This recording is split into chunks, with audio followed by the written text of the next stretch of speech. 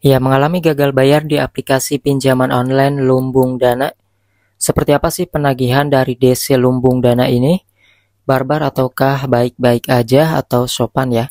Karena aplikasi Lumbung Dana ini kalau kita lihat dari Play Store-nya sendiri, ratingnya sih bagus teman-teman ya, yaitu 4,8. Tetapi hal tersebut bukan berarti ya pinjamannya ini enak untuk digunakan ya. Apalagi yang Galbay.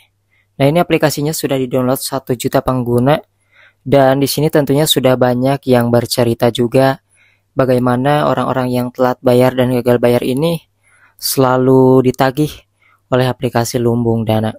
Sebelumnya kalian bisa lihat juga di sini ada deskripsinya ya.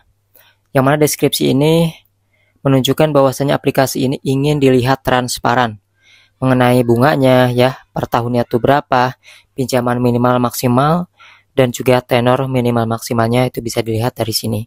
Nanti teman-teman bisa samakan apakah sesuai atau enggak ya. Oke, yang pasti di sini yang saya bahas adalah mengenai gagal bayarnya. Banyak orang yang sudah bercerita mereka gagal bayar di aplikasi Lumbung Dana ini. Belum ada yang didatangi oleh DC lapangannya ataupun file collector ya teman-teman. Karena aplikasi ini sendiri belum begitu banyak yang menggunakan ya, baru kurang lebih 1 juta pengguna dan itu pun belum tentu diakses semuanya dan DC lapangannya pun belum ada yang diturunkan. Nah, untuk aplikasi ini itu lebih ke ini ya teman-teman, ke WA ataupun lewat telepon dalam melakukan penagihan. Ya, memang di awal-awal mereka ini akan terus meneror untuk melakukan penagihan. Tetapi yang pasti aplikasi pinjaman online ini juga adalah aplikasi pinjaman online yang memang masih baru-baru ya. Hal tersebut dapat kita lihat dari aplikasinya. Namun yang pasti kalian gak perlu panik kalau misalnya telat bayar ataupun gagal bayar di aplikasi ini. Karena aplikasi ini juga resmi OJK teman-teman ya. Entah nanti teman-teman kalau misalnya kalian lihat di bagian deretan aplikasi resmi OJK itu, aplikasi ini masih masuk atau enggak. Bisa saja hari ini saat saya review itu masih deretan yang terdaftar di OJK, bisa saja beberapa minggu kemudian ataupun beberapa hari kemudian itu sudah tidak lagi terdaftar di OJK karena aplikasi tersebut banyak yang kecewa ataupun banyak yang melaporkan.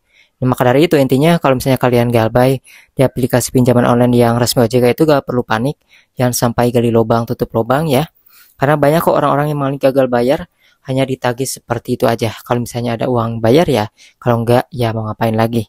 Yang pasti kalian jangan sampai bela-belain pinjam sana sini gali lubang tutup lubang, apalagi sampai terjebak ke penipuan joki pinjol yang bisa menghapus data kalian, itu gak akan berhasil teman-teman ya.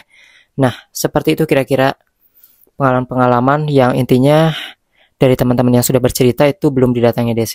Mungkin kalau misalnya teman-teman yang mengalami pengalaman berbeda, mungkin didatangi DC, tulis saja di kolom komentar, mungkin ada hal yang berbeda.